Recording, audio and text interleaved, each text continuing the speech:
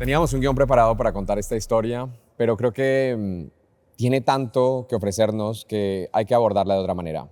Harold Correa nació en Colombia, llegó a España como muchos emprendedores y su historia tiene un poco de todo, desde dormir en la calle hasta crear una plataforma fintech de impacto que hoy está revolucionando la manera en que los migrantes en Europa tienen acceso al sector financiero o sobre todo a la dignidad financiera.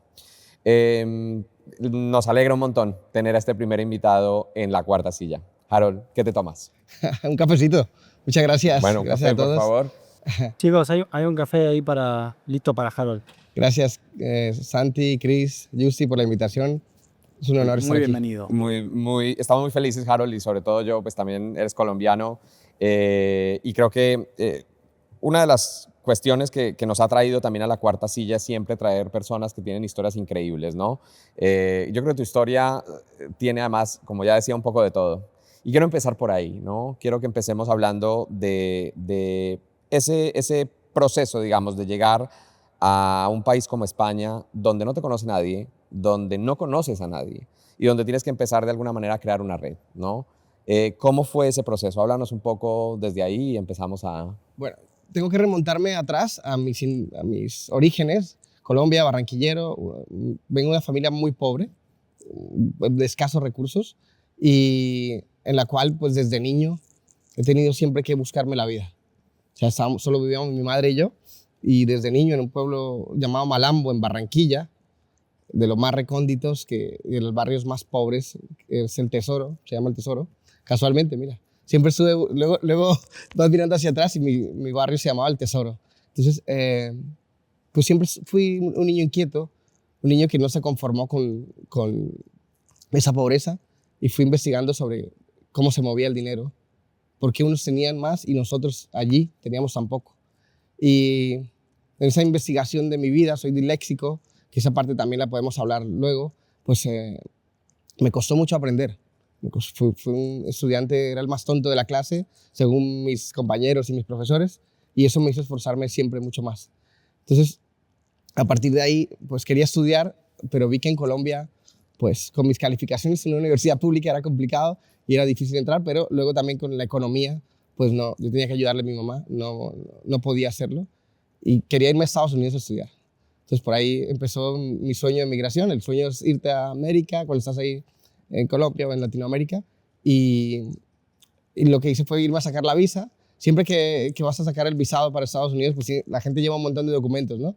Yo pedí la cita y llevé mi pasaporte solo, no tenía nada más. Entonces todo el mundo me decía, pero te van a rechazar, tío. O sea, desde ahí pueden ver, mi optimismo desde niño siempre fue grande a pesar de la miseria en la que vivía. ¿Qué edad, Harold, tenías ahí? Ahí cuando fui, la primera es 18 años, cuando fui a pedir el pasaporte, con el pasaporte solo. Saco el pasaporte, lo entrego y enseguida me mira el funcionario y me dice, rechazado, ¿y dónde están todos sus papeles? Entonces, claro, ahí me pongo a investigar cómo viajar a otros países, ahorro un poco y me vengo a España.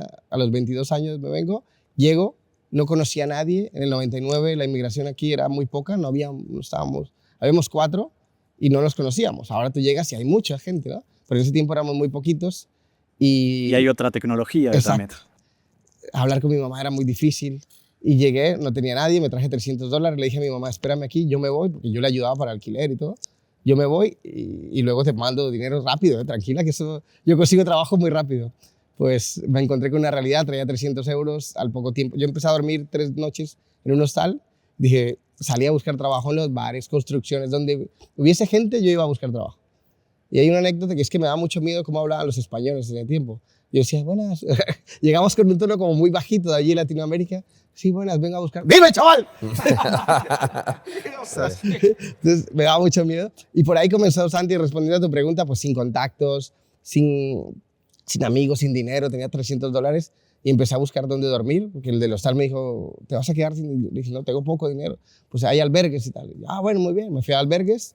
Y los albergues, pues dormí varias noches en albergues con gente de la calle, pero yo tenía que salir a buscar trabajo todo el día. Y cuando llegaba, pues ya no habían camas.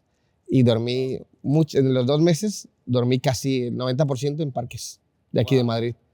¿Y el invierno, además? Hacía frío, a finales de abril. Me agarró la policía varias veces y me sacaban del banco de dormía, pero... Vos sabés, Harold, que en la cuarta silla nosotros definimos, hay una temática central que es el capital social, que la definimos como esa capacidad del emprendedor de resolver problemas con un llamado telefónico, ¿no? Y ese llamado telefónico tiene que existir un contacto en esa agenda hay que trabajarla. Con todo este bagaje, llegamos hasta el momento del albergue, no nos vamos a adelantar al punto actual, pero ya llegaremos. ¿Cómo fue tu construcción desde ese momento del albergue hasta hoy, de ese capital social, de esos contactos que hoy puedes tener en tu agenda telefónica? Wow, ha pasado tiempo, difícil al principio, cómo conseguir, claro, dejas tu otra identidad allí y cómo construyes aquí sin tener esa red, ¿no? No conoces a nadie y fue duro y además porque, lo que les digo, la barrera a pesar de que habláramos español, ese tono fuerte cuando llegas, el miedo a que la policía no te detenga, no te deporte, no tener papeles, no tener documentación.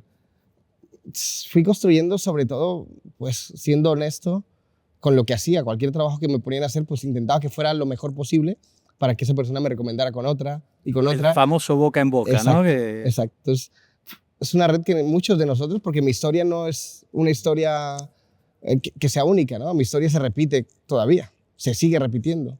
Entonces, quizás pues yo soy uno de los altavoces, pero mi historia de migración, hay mucha gente que sigue pasando momentos duros y la red, respondiendo a tu pregunta, Justi, la construí eso, con verdad. Muy buena respuesta, porque además pasa mucho con emprendedores que la otra vez en charlas previas hablábamos de ese capital social que otros emprendedores traen de su país y intentan replicar en España, en este caso puede ser en otro mercado, y no es tan natural, porque todo lo que tiene resuelto en otro mercado no es replicable tan fácil. Y en realidad eso lleva mucho tiempo, y más en un mercado lento como este, que hay una mentalidad que hay que trabajar y que es muy local y que cuando vienes te dicen, bueno, genial todo lo que has hecho, pero cuéntame qué has hecho aquí. Y nada, si acabo de llegar, todavía lo tengo que hacer.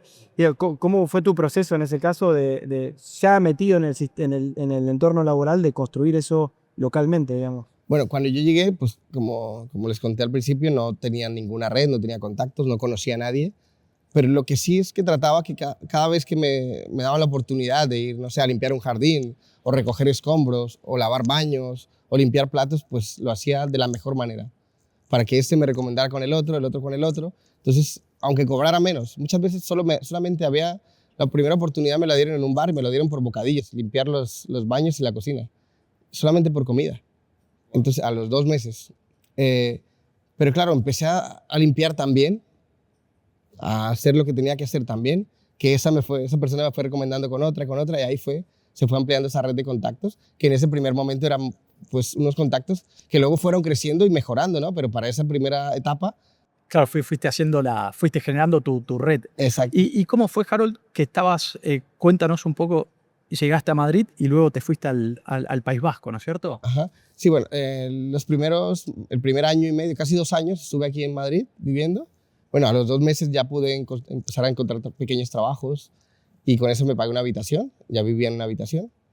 Y esa fue una de las personas de las primeras que me apoyó y me abrió la puerta porque... Que esa es clave, esa es la que siempre hablamos nosotros. ¿Quién te abrió esa primera puerta? Esa digamos? mujer. ¿Te lo acuerdas de Me acuerdo esa? Cristina, o sea, nadie alquilaba una habitación tan fácil y tal, una mujer española. Yo dije, no, y a ver, y fianza, ¿no? Yo tenía para pagarle 200 euros, o sea, solo tengo esto. Y el próximo mes, ¿cómo me vas a pagar si no trabajas? O sea, ella me apoyó. Alguien tiene que empezar a confiar, una persona te tiene que dar la confianza y a partir de ahí ir construyendo la confianza, ¿no? Pero fue difícil llegar a esa primera persona. Mi esposa siempre dice, me hiciste acordar de algo, porque mi esposa siempre dice que cuando uno es inmigrante, lo que más te mueve en el lugar en el que llegas no son los papeles, es el voto de confianza. O sea, tú puedes tener el DNI, el NIE, lo que sea, y si igual nadie confía en ti, pues estás jodido. Pero si hay alguien que deposita ese voto de confianza, todo lo demás parece que empieza a fluir. Se resuelve. Es eso, porque bueno, luego ahí lo que tú decías de ir a hacer el mejor trabajo posible, con las mejores ganas, y a partir de ahí vas construyendo, pero... Y entonces, respondiendo a tu pregunta, Chris, viajé luego a los 2 años al País Vasco porque opté por unas becas, apliqué, gané unas becas para estudiar allí en la universidad y el País Vasco, los vascos son muy parecidos a los alemanes, que cuando llegas pues son muy fríos, Okay. Quizás por el clima. El clima y demás, pero luego tienes amigos para siempre. Una vez que logras... Puedo dar fe. Sí, sí, ¿no? Puedo dar fe. Entonces, es un pueblo que, sí, la parte norte, Bilbao, Vitoria, San Sebastián, Pamplona, por allí, que la gente es difícil. Son de gente entrar, muy noble. pero son muy nobles, muy buenos, y a partir de ahí pues ya te abren las puertas. Así que esa red de contactos que empecé a abrir fueron creciendo y eso me ha ayudado muchísimo. Hay un factor en común que tenemos todos aquí y que es evidente quizá para la gente que nos escuche y tal, y es que somos inmigrantes, ¿no? Y a mí me interesaría tocar un tema porque cuando nosotros hablábamos de la cuarta silla, una de las cosas que nos planteábamos era, y esto no lo decimos nosotros, lo dicen estudios, dice, cuando llegas a un país, lo primero que pierdes son, digamos, esa red de apoyo, ¿no? Ese sistema de relaciones sociales. Luego, eso impacta no solamente tu persona, sino tu proyecto, tu familia, si tienes hijos. O sea, eso es como una onda expansiva de exclusión. Y a mí me gustaría entender en qué momento es que tú te das cuenta que la inclusión vista desde el punto de vista financiero es un tema que hay que abordar. Y de alguna manera, porque cómo pasa uno de darse cuenta que no lo conoce nadie, que además los bancos, o yo qué sé, no te quieren dar una cuenta. Crédito. Exacto. Siquiera. Pero ¿en qué momento conviertes la inclusión, o mejor, combatir la exclusión en ese propósito de tu estancia en España, de tu vida en España? Muy buena pregunta. Mira, y voy a contar una historia rápida. En los 50, en los Estados Unidos, se vivía la segregación racial. Los negros no podían abrir cuenta con pasaporte. No con pasaporte, cuentas. Siendo americanos, no podían abrir cuentas. Los negros no podían pedir créditos. Pero luego llegó aquí a Europa, llegó a España y tampoco podía abrir cuenta con un pasaporte. Muchos años después. ¿Cuántos? Desde los 50 hasta ahora. Y yo decía, no puede ser esto. Ya. Yo viví esos momentos de no poder abrir cuenta, de sentirte que eres un QR sin poder leer, porque... Tremendo, sí, no tienes cuenta, no dejaban, puedes hacer. O sea, luego ibas a buscar trabajo, tienes que tener cuenta, pero no tener Para el cuenta. alquiler también me acuerdo cuando llegamos también con mi mujer, que si no tenés la cuenta bancaria no puedes alquilar y si te encuentras en una Sí, encrucijada. hay el círculo ahí vicioso. Que es de vuelta, es hasta que alguien confía en vos. Sí. No, porque una vez que Solo se rompe con confianza. Entonces, cuando yo hacía filas, uno de mis trabajos aquí, de los primeros trabajos en Madrid, había un sitio de extranjería que había que hacer filas toda la noche para que dieran 20 o 30 fichas para atenderte. Entonces habían filas de 300, 400 personas. Wow. Que la mayoría se queda fuera, no sé. La mayoría se queda fuera. Entonces yo ahí conocí la forma para ganar mis primeros euros y yo hacía filas. Te convertiste en un gestor. Sí, podríamos decirlo. Tú querías conseguir el ticket, que a las 8 de la mañana salían, o a las 9, a entregarlo. Yo estaba desde las 12 de la noche, toda la noche ahí, y llegaba la persona a las 8:30 de la mañana, se quedaba ahí, yo me iba. Me pagaban y chao. Qué grave. Entonces, yo hacía eso muchos días. Y ahí empecé a escuchar quejas sobre no podemos abrir cuentas con pasaporte, qué está pasando con la regularización o qué está pasando con mi documentación. Y ahí, Santi, respondiendo a tu pregunta, me fue curioso. Sin embargo, no fue en el momento en que todo explotó para mí. Yo, cuando en el año 2007 en el País Vasco creé un medio de comunicación, radio, prensa y televisión para migrantes, no había allí en el País Vasco nada. Luego me lo compró un gran grupo de comunicación de allí, el País Vasco. Creamos una comunidad súper grande y empezamos a ver que esa comunidad, bueno, ya ahí creé una newsletter para hablar sobre cómo estudiar en España, en el País Vasco, becado. Fue creciendo esa newsletter y ya empecé a meter más cosas. Tenemos 1,5 millones de suscriptores en esa newsletter con un open rate del 92%. Wow. Que es muy difícil en una newsletter. Pero son muchos años. Tenemos grupos de Facebook, de Telegram. Y siempre he sido un emprendedor. Yo pues, he tenido varias startups aquí. La mayoría pues, han salido mal. O sea, les puedo hablar más de fracaso que de éxito. O sea, me da muchas leches, he perdido mucho dinero. Durante años he estado pagándole a amigos 300.000 euros que me habían puesto para empresas mías y tuve que pagarle. O sea, nosotros en casa con mi mujer, pues apretados, justos, para pagar las deudas que teníamos. Y varias empresas de esas salieron mal, pero en el camino pues vas aprendiendo. ¿Qué fue lo que te salió mal? Y la confianza, seguimos, ¿no? Que ante las dificultades seguís dando la cara, seguís respondiendo. Y ahí es donde esa red se hace más fuerte. Claro, totalmente. Porque dices, si esta persona en los momentos más difíciles estuvo ahí, respondió, dio la cara, pues esa red siempre te va a acompañar y te va a apoyar. Entonces, en el 2007, 2010 empecé a investigar. Yo soy programador. Entonces empecé a investigar acerca de cómo ayudarle a mi gente. Empecé a trabajar en una corporación bancaria en el 2010 y ahí empezó esa cruzada. Sin embargo, no lo veía tan cercano porque no había, el mundo fintech todavía no se había introducido en Europa. Pero cuando Londres abrió el hub de innovación tecnológica, ya a partir de ahí empecé a investigar y han sido 3 años y medio intentando conseguir la licencia. Y ahí fue cuando... Ahí hay algo que me llama la atención y es que generalmente cuando se habla de emprendimiento, quizá de unos años más para aquí, sí hay una visión de que el emprendimiento puede resolver problemas, ¿no? Más allá de generar transacciones y a mí me llama mucho la atención en qué momento te das cuenta o de cómo llegas tú a la conclusión de tengo que crear algo que no solamente mueva dinero, sino remueva barreras, ¿no? ¿Cómo fue ese proceso de construcción de lo que hoy conocemos como Equalo? Sí, sobre todo nace de la rabia, de la impotencia, de cómo mi gente, nuestra gente, va a los bancos y los siguen tratando como tú eres de menos. O sea, aunque tengan NIE, a muchos, nada. Porque el crédito aunque tengamos NIE, yo que trabajé dentro de la banca, tienes el scoring más bajo. Aunque tengas NIE. Yo lo veía todos los días y decía, cabrones, ¿cómo nos hacen esto? Yo fui donde mi jefe, abramos cuentas con pasaporte. O sea, como emprendedor, cuando empecé a trabajar de programador en ese banco, yo dije, ostras, tengo un gran negocio aquí. Voy donde mi jefe, le digo que yo me encargo de las cuentas, que me den una comisión y le abro cuenta a todo el mundo. Y llegué, le llevé un business plan, era fácil. Pero me dijeron, no, ¿qué dices? No, inmigrantes no los queremos. Yeah. Entonces, empecé a luchar por ese propósito. ¿Cómo conseguirlo? Se unió la oportunidad con la preparación, lo que siempre dicen, ¿no? Yo siempre he sido, pues, he investigado acerca de tecnología, siempre me ha gustado mucho el mundo blockchain, he investigado sobre DeFi, la banca estando dentro, y un profesor estaba haciendo un máster aquí en la Universidad Camilo José Cela de FinTech. Yo le dije al profesor, me hice muy amigo de él, y un día hablando me dijo, tío, es que hay una problemática muy grande y los bancos no nos dejan. Tío, tú puedes conseguirlo porque la ley lo permite. ¿Cómo? Sí, la ley lo permite. Los bancos están obligados a abrirlo, pero no les interesa. ¿Por qué no les interesa? Porque el banco, cuando tiene los bolsillos llenos de dinero, ¿qué le importan estos? Si ya tengo el 99% de los europeos está bancarizado. ¿Qué me importa esta minoría? Pero es que esta minoría mueve 17.500 millones de euros al año. Somos casi el 3% del Producto Interno Bruto de España. Wow. Estamos hablando que el 70% de las pymes del último año y medio han sido creadas por migrantes. Sí, wow. Un dato tremendo. Siempre hablamos de eso, ¿no? Entonces, Sí. Claro, unir ese impacto social, ese ayudarle a nuestra gente, ¿cómo le ayuda a mi gente? ¿Cómo le ayuda a mi gente? Y claro, empiezo yo con un PowerPoint.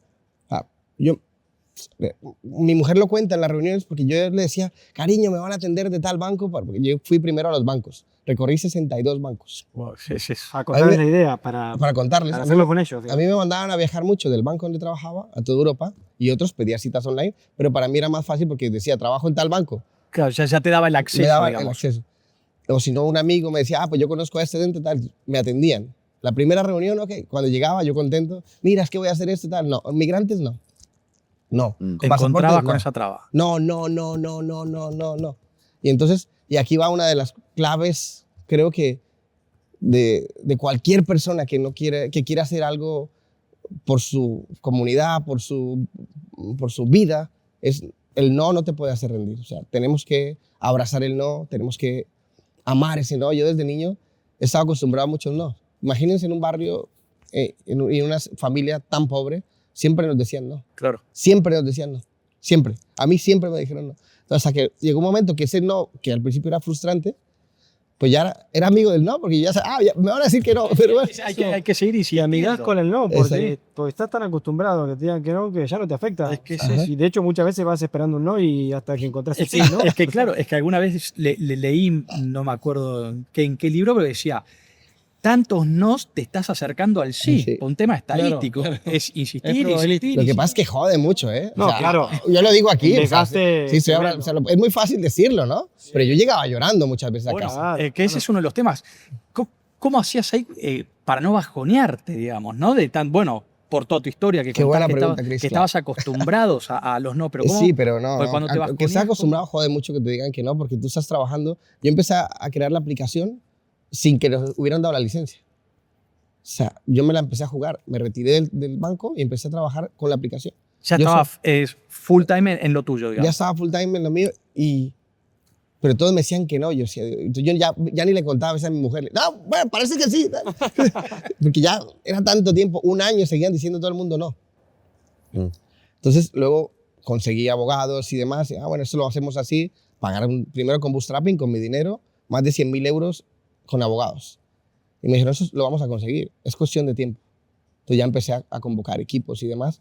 Pero sobre todo, lo bonito, Santi, esa pregunta que has hecho es cómo impactamos a esas personas, cómo les ayudamos, cómo sabemos que ya les hablamos de tú a tú. Cuando nos llama gente llorando. Oye, me dieron una beca, una vez una persona cubana, me dieron una beca para estudiar en España. Llegué, me vine de Cuba, una fundación muy conocida de aquí, y me dijeron, ábrete una cuenta. No podía abrir cuenta, ya tenía el dinero, o sea, te ingresamos. Y lloraba, yo ya me iba a devolver. No me abrían la cuenta.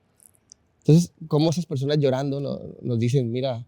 claro, para esas personas 5 ahora claro, por eso hay una construcción de confianza, ¿no? Otra vez, que va mucho más allá del branding y de una propuesta de marca.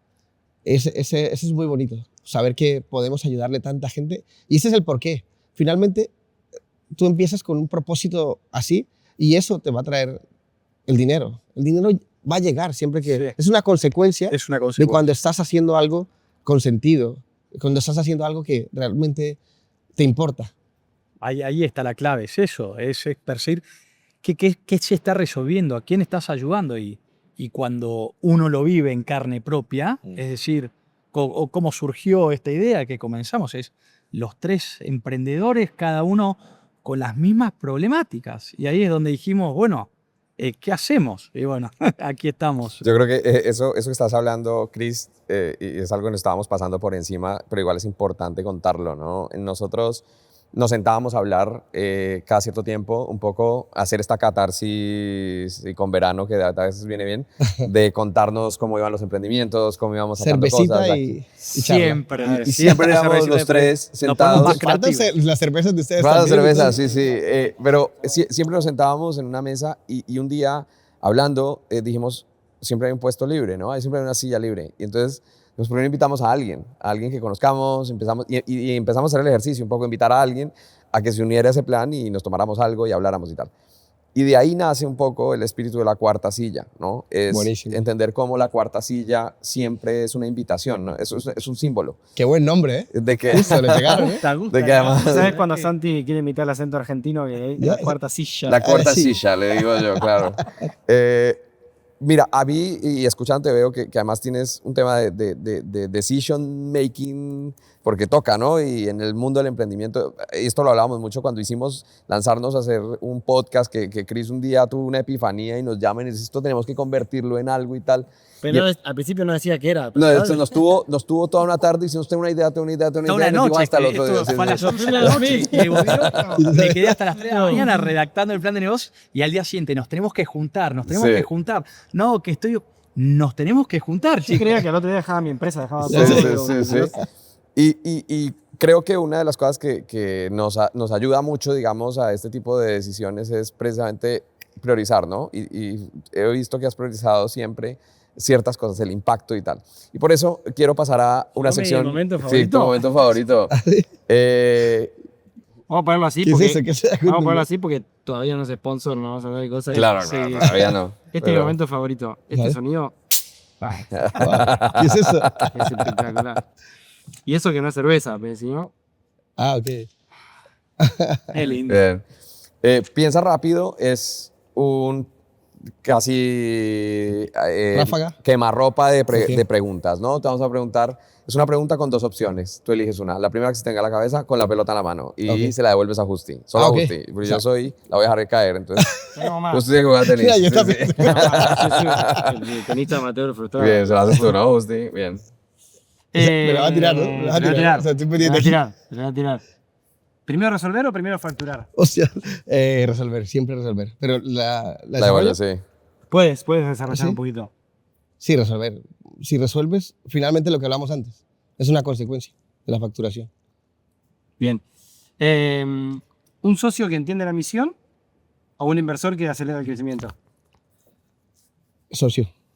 ¿Socio? Socio. Si no hay ese socio que entiende la misión, finalmente El dinero es muy bonito, pero también tienes que tener ese socio que entienda la misión. Bien. Es socioestratégico, ¿no? Exacto. Sí. Me gusta. ¿Datos o narrativa? Los datos sin narrativa son vacíos. Porque eso Ahí entra Santi. ¿Qué tal? Santi dice, ¿qué tal? Santi dice que todo es narrativa. Pues mira, ahí estamos de acuerdo. Sí, una narrativa nos trae luego los datos, pero tenemos que tener esa narrativa que realmente convenza que lo que estamos haciendo vale la pena y que tiene alma. ¿Sí, no? Y también en un negocio como el tuyo que estás tocando, yo me acuerdo cuando estudié comunicación publicitaria que decían que las noticias van al estómago o al corazón, no a la cabeza, ¿no? Y un poco tu negocio es eso. Al final dicen que hay dos cosas con las que no se jode, que es la comida y el dinero de la gente, ¿no? Exacto. Y muchas veces como emprendedores estamos confundidos, nos cuesta. Siempre pensamos, no, solo la facturación, tiene que ser la facturación. No, después de tantos años de emprender y de pegarme golpes, llegué a la conclusión de tener alma en el negocio. Muy bueno. ¿Escalar rápido o entender mejor el problema? Entender el problema siempre, siempre. Si no entendemos el problema, finalmente es como ir en una dirección sin mapa. Tenemos que entender el problema. Claro, es lo que te da el foco luego del problema, ¿no? Ahí está, Chris. Si no tenemos ese foco, podemos ir a un montón de lados. Sí. Bueno, hay una frase de Eisenhower que a mí me encanta, los chicos lo tengo fritos, pobre con esto, que se la atribuye a Eisenhower en la época de misiones bélicas y tal, que decía que los planes no sirven para nada, pero planificar es muy importante. Ajá. Y al final habla de esto, ¿no? Una hoja de ruta con la flexibilidad de que ese plan va a cambiar, Exacto. pero tenés que tener un norte, ¿no? Así es. Nos queda poquito. ¿Crecer con ronda de inversión o crecer con comunidad? La comunidad. La comunidad es la que te apoya cuando se acaba el dinero. Si tienes una comunidad que te apoya cuando se acaba el dinero, al final vas a poder seguir creciendo. Y de hecho, ¿cómo está hoy la comunidad de Equalo? Tenemos una gran comunidad, ahora casi 200.000 personas dentro de la comunidad. Hemos adquirido una fintech competidora hace poco, que nos ha hecho crecer nuestro volumen también. Qué bueno. Última. Acá se nota que esta está la pluma de Santi. ¿Viajar a Davos, al foro, o volver a la plaza donde cerraste tu primera operación? La plaza es verdad, la plaza es honestidad, la plaza es... Davos son corbatas. Y aquí nosotros hemos venido a hackear el sistema. No somos de corbata, somos de estar en la calle, sentados. Somos de banquetas. Entonces la plaza. Muy bueno, muy bueno. Aquí, bueno, gracias. Bueno, Jugar. estamos, y esto para que la gente lo sepa, porque como buen emprendedor, Harold viene y va por todas partes y se nos va cortando el tiempo. Esta sección que vamos a abordar ahora, que Chris ya te contará un poco más, la planteamos un poco porque en el mundo del emprendimiento hay 1 millón de podcasts, y esto va a ser gracioso, hay 1 millón de podcasts de 4 hombres hablando sobre emprendimiento, lecciones de vida y demás, y nosotros queríamos salirnos un poco también de ese esquema y empezar a hablar de otras cosas y empezar a también romper mitos que hay, sobre todo tan tóxicos en torno al mundo emprendedor y que están creando imaginarios del emprendimiento como algo donde hay que hacerse multimillonario y hay niveles, ¿no? Dirían algunos. Hay niveles. Masivo, bro. Masivo, bro. Entonces, tenemos unos titulares que Chris te va a leer. Sí, y pedirte una opinión. Una opinión. Sí, muy buenas las tarjetitas, ¿eh? La verdad, sí, ya. Vamos, la primera. Dice, España tiene por primera vez más funcionarios que autónomos. Triste. ¿Tengo que contestar rápido? Puedes elaborar. Triste. Un país que solo piense en ser funcionarios es un país que no va a desarrollarse económicamente e intelectualmente, ¿no? O sea, necesitamos gente que piense, no todo el mundo, pero que mucha más gente piense en crear tecnología, piense en crear empresas para que la economía vaya creciendo en el país. Correcto, fundamental. Es el motor de la economía. Próxima. No veo ningún autónomo que no trabaje 12 horas por día. Si crees en lo que estás haciendo, no hay horarios. 12, 15, 17, las que haga falta. Porque soy autónomo. Pero a mí no me importa una mierda. ¿Se puede decir hablar así? Sí, claro. No se claro. puede. O sea, me importa un carajo lo que digan los gobiernos. Yo soy autónomo de mi propia vida. Yo creo mi propia vida. Claro. Entonces, si tengo que hacerlo 20 horas por no depender del sistema, lo hago 20 horas. Me da igual. Es una frase de cabecera, ¿no? Cada uno es artífice de su propio destino. Soy el amo de mi destino, ¿no? Como dice Es así. ese poema. Próxima. El 57% cree que hay demasiados inmigrantes en España y el 75% los asocia a conceptos negativos. Desafortunadamente seguimos y hablamos de la segregación racial. Hay alguna parte de la población que piensa eso, que la inmigración es mala. España necesita, leí un informe esta misma semana, o sea, España necesita la inmigración. Bueno, el Banco de España lo sacó hace unos meses. Necesitan 20 millones de aquí a 10 años. 20 millones de personas para cubrir el envejecimiento del país, para cubrir las pensiones, para cubrir los puestos de trabajo de camareros, de agricultura, de diferentes sectores no están cubiertos por los españoles. Entonces, sí que es verdad que hay una pequeña cantidad de la población migrante que viene a hacer cosas que no son buenas. Pero ninguno de nosotros cuatro, soy seguro, y no hemos hablado de eso antes, está de acuerdo con eso. Yo mismo, dentro de los webinars que hablamos o las reuniones que hacemos presenciales con la gente de Equal o con nuestros clientes, les hablamos de eso. Aquí no queremos a nadie que venga a solo vivir de las ayudas. Aquí no queremos a nadie que no venga a apoyar al país, porque nosotros estamos viviendo aquí, nos la pasamos bien, somos acogidos en España. De cierta manera elegimos. Elegimos estar aquí, claro. lo disfrutamos. Hablo de los cuatro. Entonces queremos que España sea una economía circular. Venimos a aportarle a España. Venimos a aportar los impuestos, venimos a aportar a que España crezca, venimos a que este país sienta que el poder de la migración, como en Estados Unidos, lo ha sacado adelante, porque los próximos años nos van a necesitar. Así que, ya hablamos, 3% del Producto Interno Bruto de España. Wow, sí, Somos más los buenos que los malos. Antes de pasar al último titular, me gustaría preguntarte una cosa, y es, en parte este titular que acaba de leer Chris tiene mucho que ver con la narrativa que se ha creado en torno a la migración y que ha contribuido distintos actores, no voy a decir quiénes, pero sí es verdad que hoy, cuando se habla de migración, lo que mucha gente entiende en su cabeza es precisamente este estereotipo que tú acabas de describir, ¿no? La gente que viene, busca ayudas, ¿qué tal? Yo he tenido la oportunidad de sentarme con periodistas que están en el ámbito migratorio y preguntarles por qué las historias que se cuentan nunca son las historias de un migrante que prospera o que aporta o que crea, y siempre son el migrante que está o en una situación de vulnerabilidad o en una situación, digamos, de victimario, ¿no? Y no he logrado encontrar una respuesta. ¿Tú por qué crees que esa narrativa sea tan dominante a pesar de que incluso los datos serios no lo respaldan? Bueno, es muy bueno lo que acabas de decir. Quizás porque no vende tanto lo otro, ¿no? Porque somos muy poquitos los que destacamos todavía, del momento. Pero eso ha ido cambiando y tiene que cambiar. Tiene que cambiar, ya no se puede ocultar. Sí. No se puede ocultar que el talento migrante va cada día una capa más, una capa más. De hecho, hay un estudio de Harvard que las empresas, las startups creadas por migrantes de tecnología o de diferentes sectores, el 70% de ellas prevalecen. Sí. Bueno, de hecho, en este lugar donde estamos, se hace el South Summit, y el potencial de los emprendimientos fundados por migrantes es tremendo. O sea, y cada año va creciendo. Según el ecosistema, el estudio yo es que saco datos random, ¿no? El vicepresidente de Asuntos sin Importancia. Pero cuando tengo que sacar un dato, y es que en South Summit ellos hacen una radiografía del ecosistema emprendedor, de su ecosistema, el 75% de las empresas son de origen internacional, es decir, no es una realidad ajena. Y creo que estos ecosistemas de manera natural lo han hecho, porque han entendido que el talento viene de cualquier lugar. Pasemos al último titular, yo creo. Se va el tren de Harold. Se va el tren de vamos. Harold. Vamos a ponernos Si me tengo que quedar, no pasa nada. Estoy muy feliz, así que... Si te quedas, nos tomamos unas ricas cervecitas. Hasta ChatGPT lo sabe. En España odiamos al empresario y amamos al emprendedor. Odiamos al empresario Y amamos al emprendedor. Bueno, yo no lo diferencio tanto, ¿no? Empresario y emprendedor. Pero viste que está un poco demonizado el título de empresario, Sí. como más relacionado a esa figura old school de empresario, Ajá. y más romantizado el título de De emprendedor. emprendedor.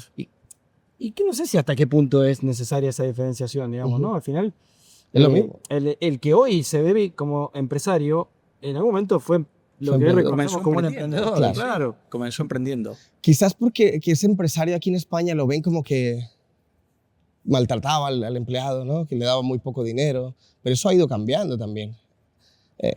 Quizá es lo que tú dices, el pensamiento, el viejo pensamiento era ese, ¿no? El empresario pues nos machaca, nos pone más horas y tal, pero ha ido cambiando en cuanto los emprendedores hemos entrado a cambiar en otros sectores, a empezar a trabajar en esos otros sectores, y las leyes también han ido cambiando. Esos empresarios anteriores podían permitirse poner a trabajar a una persona 12, 14 horas, 15, y por eso se demoniza quizás, porque en aquel tiempo no habían tantas leyes, y ahora Exacto, 8 horas sí. y me voy y punto. Entonces, yo creo que por ahí viene. Qué grande, la verdad que nos quedaríamos hasta un día entero escuchándolo. Tu historia es espectacular.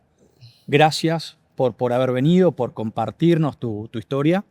Y nada, por Santi, mí vos un tenés lujo un- tenerte aquí. Gracias, Yo tengo Chris. mensajito de cierre. Un cierre emocional. Pero bueno, yo antes de irme, no, quiero felicitarles a ustedes, pues a los tres. He estado hablando con los tres y es un orgullo.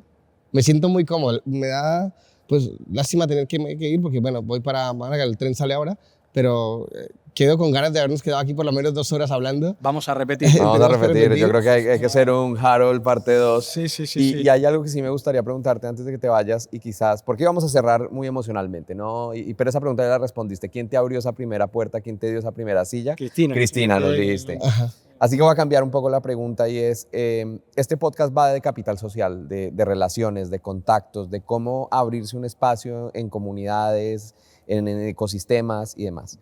¿Qué errores cometiste que te gustaría evitarle a otros? Y si una persona se está planteando hoy, me voy para España o estoy en España, acabo de llegar y quiero ser emprendedor, tengo algo en la cabeza que quiero contarle al mundo, ¿qué te gustaría evitarle a esa persona?